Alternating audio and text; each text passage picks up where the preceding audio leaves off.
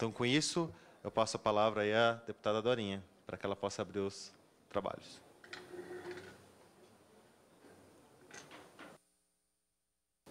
Claro. É isso. Bom dia.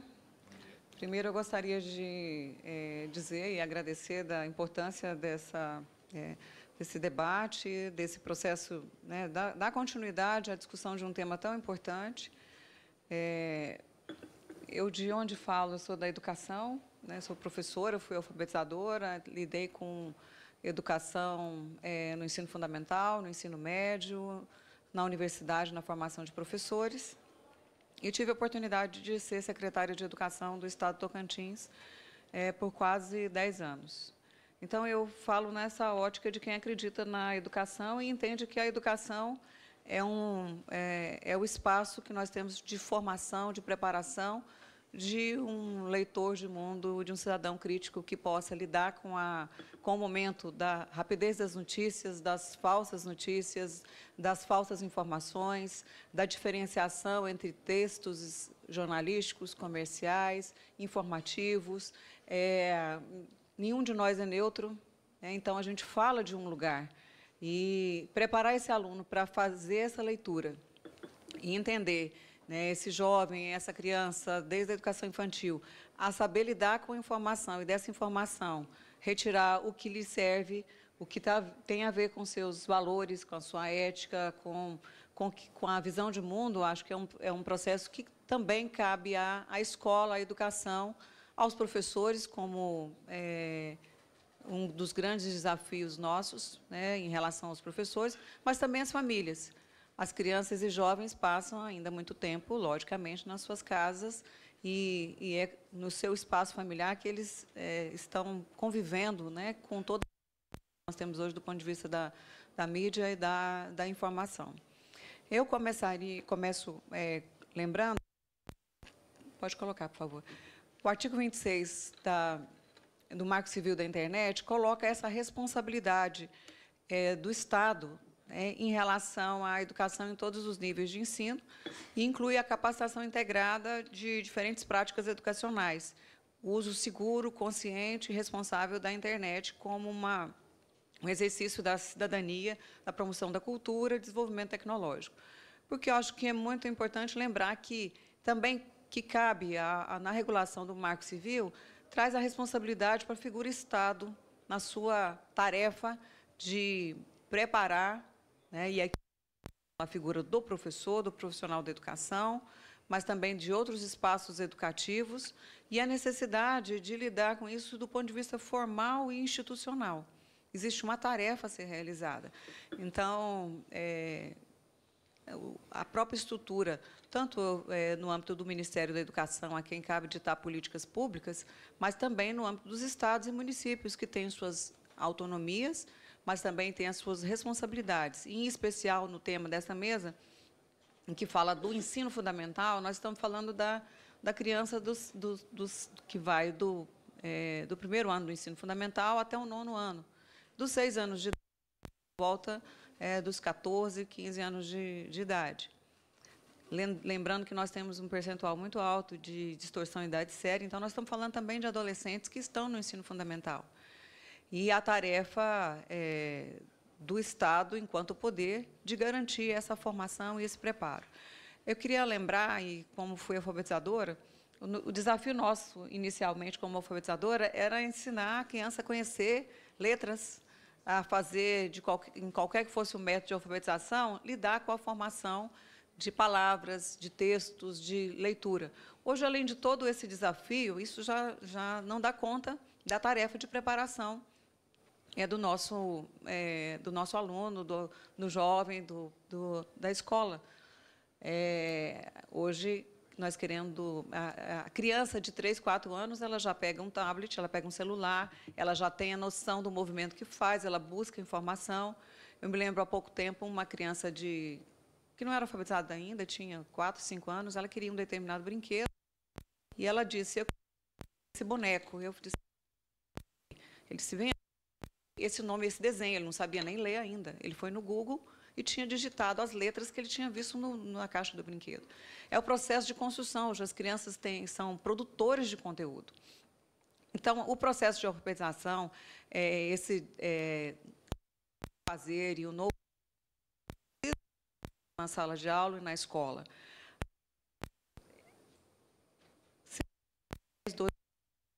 Quando o Tocantins foi chamado para ser piloto UCA e da nós começamos o processo de implantação com a especialistas do Brasil e discussão com a universidade. E, muito a figura do computador, na época ainda principalmente de escolas públicas, comunidades muito carentes, inclusive. O computador na mão desse aluno, o quanto ele mudou de várias e quanto também provocou a mudança e a quebra de estereótipos. Nas escolas, os alunos podiam levar esse computador. E esse para casa era um instrumento não só para o aluno, a quem cabia a tarefa, mas o levar para casa tinha de lidar com o mundo digital oferecia. Para o professor, quebrar os seus paradigmas de quem ensina e de quem aprende. A segurança do professor de 30 alunos e cada computador aberto, com a internet à disposição. O conteúdo que eu estava discutindo, ele podia buscar informação. E muitos de idade, de carreira, tinham medo. E, às vezes, até velhos que não tinham nenhuma com a mídia digital, com a internet, trabalhar de maneira diferente. Escolas seus trabalhos. Produção de conhecimento, de conteúdo, de teatro, o quanto influencia o fato de ter o computador como recurso tecnológico. Famílias dos alunos, escolas. E toda a nossa estrutura de currículo, escolas, no ato que o Estado... Nós assumimos o desafio de mexer no currículo, de mexer no desenho de educação daquelas escolas. Nós não entendemos como um curso a mais, como um quadro, um microscópio, sim, um espaço de uma construção diferente de conhecimento e de aprendizagem. Isso eu estou falando, aconteceu em 2005. Desculpe. E colocando esse desafio do... uma das situações que nós colocamos como muito importante, a questão da educação midiática, do trabalho realizado na escola e da família, e a tarefa da educação, o lidar o trabalho com a formação crítica e, ao mesmo tempo, a oportunidade de trabalhar noções de valores, de ética, de convívio com as situações diferentes. Isso tudo tem a ver, logicamente, com o processo de educação e de formação. Eu entendo que o desafio de lidar dentro do espaço do ensino fundamental, ele provoca, no âmbito das secretarias estaduais, municipais, das universidades, a quem compete lidar com a formação dos professores. Olhando os currículos das universidades, nós ainda observamos a ausência do enfrentamento do tema e do preparo. Isso leva, quando nós olhamos a estrutura em especial do profissional da pedagogia, do normal superior, e já das disciplinas específicas, do 6º ao 9º ano, o tema é pouco enfrentado, de como lidar com toda essa riqueza, lidar com a leitura crítica, como lidar com a relação de respeito ao A questão das fake news, que, na verdade, tem diferentes formatos de chegada na escola. Então, como é que a gente prepara esse aluno? Como é que esse professor vai lidar com essa diversidade que chega na sua sala, do ponto de vista social, econômico, de cultura, de ética? Nós, aqui nessa casa, temos um projeto de lei que ainda não foi votado na Comissão de Educação, mas que proíbe o uso do celular no espaço da escola, até na universidade. Eu, particularmente, no dia que ele entrou em pauta na Comissão de Educação, eu me coloquei extremamente contra, porque o celular, a mídia, a internet, ele faz parte da nossa vida. Ele tem que ser colocado como um instrumento de formação, de educação. É o espaço que o professor tem de garantir que o seu aluno que está ali naquele espaço educativo, eu possa prepará-lo para ele enfrentar e saber lidar. Como ele vai obter a notícia, como ele vai obter informação, como ele vai lidar com a questão crítica, como ele vai aprender a conhecer realidades diferentes, que, por ser diferentes, não são melhores nem piores do que a sua realidade. E tem que estar na sua mão. Logicamente que nós temos as regras pedagógicas, o trabalho educativo, mas o fato de proibir o uso do celular não protege, não educa, nem o aluno, muito menos o cidadão do futuro, que, na verdade, é o grande tema que nós estamos colocando. Quando a gente fala do ensino fundamental, é porque é o espaço de formação de um cidadão que precisa lidar com toda essa riqueza do ponto de vista de formação, de informação e de desinformação que chega para ele, e chega com um estereótipo, inclusive, muitas vezes, eu diria, com um grande valor, diferente dele estar ouvindo do professor dele, ele está olhando aqui e diz, não, o professor está dizendo não é verdade, mas o que eu achei aqui no meu tablet, no meu celular, ou em determinado site, é verdade. Então, esse preparo, ele precisa acontecer. Então, eu coloco que é necessário aprender a distinguir, nesse espaço, o que é propaganda, lidar com a questão do consumo infantil, das imagens que são colocadas. Nós também temos aqui dentro de uma frente parlamentar que trata da primeira infância, o lidar com a questão da informação, com a questão da propaganda. É o espaço da escola que tem também essa tarefa de preparação e de formação. Eu defendo que, acho que as mídias precisam fazer parte do currículo escolar e do currículo de formação de professores, com diferentes abordagens, com níveis de aproximação sucessiva, de aprofundamento, mas eles precisam estar no espaço da escola e no espaço de formação, repito, dos professores, dos coordenadores pedagógicos, de quem lida com a educação enquanto espaço também de formação. Acho que é um processo de preparação para o leitor, para a audiência e para quem constrói conhecimento. Eu volto a repetir que o consumo das informações de maneira muito rica, ele chega em todos os lugares.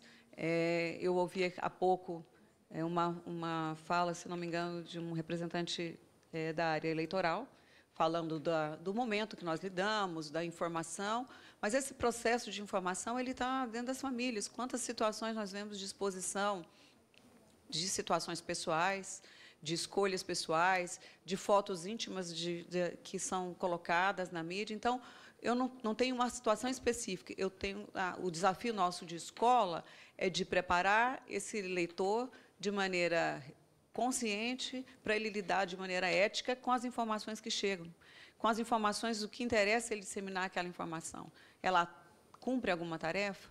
Ela pode ajudar a vida de alguém? Ela pode melhorar o nível de informação?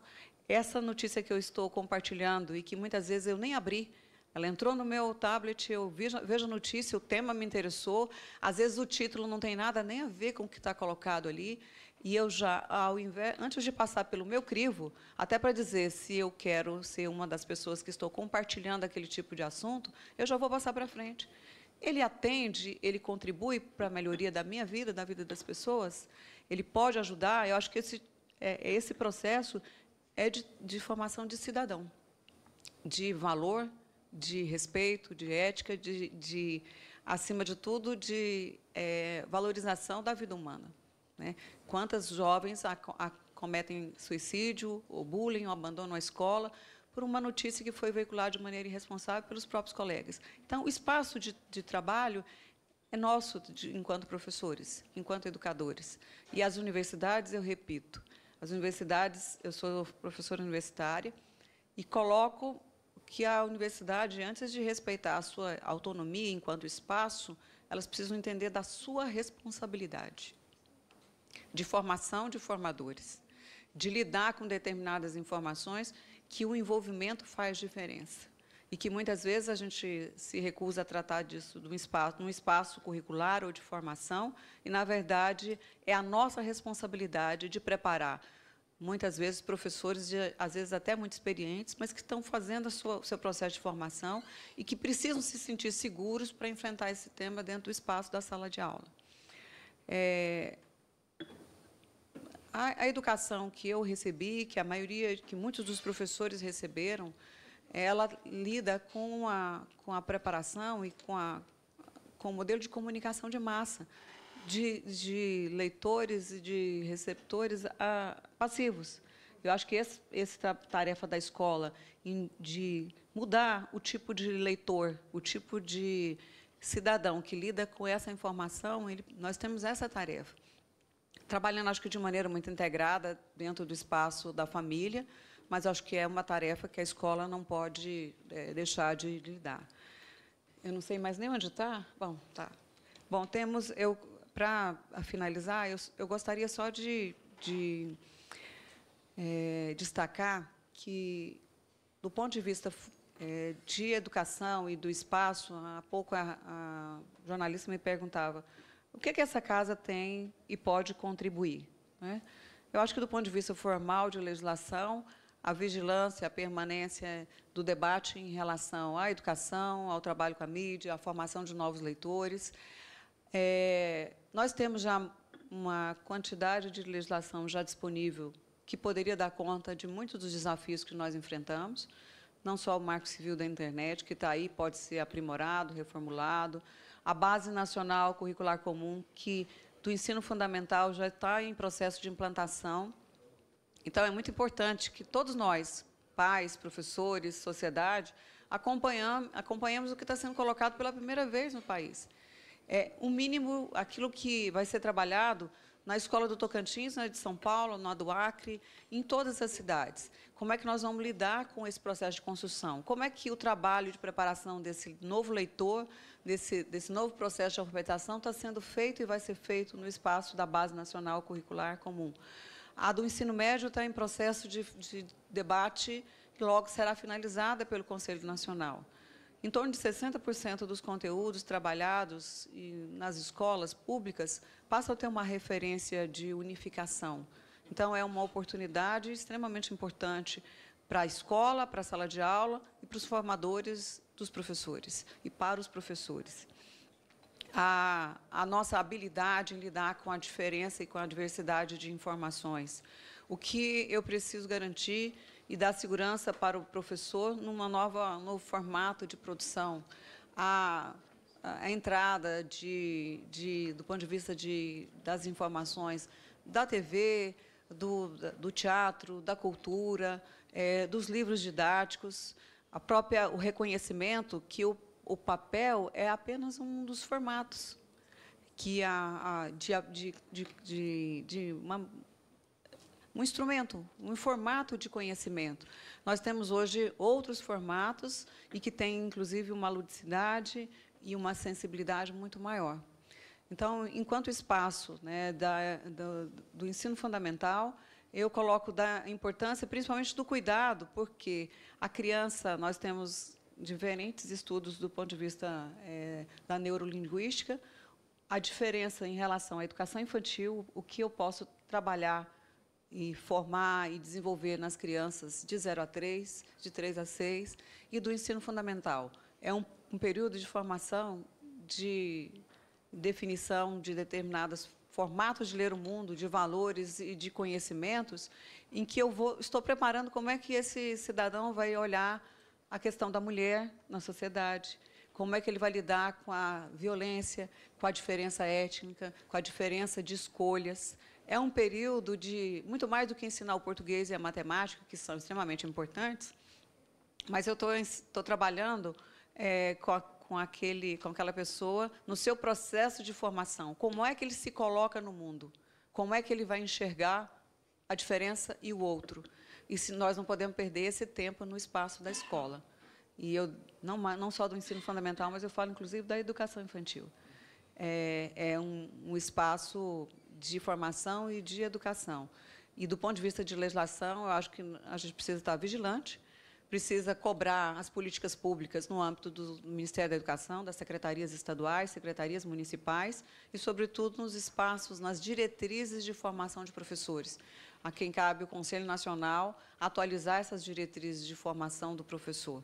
Não que o professor seja o único responsável pela construção do conhecimento, mas ele é muito importante no processo de construção e no espaço da escola e na relação do conhecimento, principalmente nesse desenvolvimento de um leitor que não seja passivo, que seja crítico, que selecione, que, a partir de um texto lido, de uma informação que chega, ele possa tomar sua decisão, compreender e tirar suas próprias conclusões, buscar ser um leitor crítico no sentido de buscar outras informações em relação a esse tema.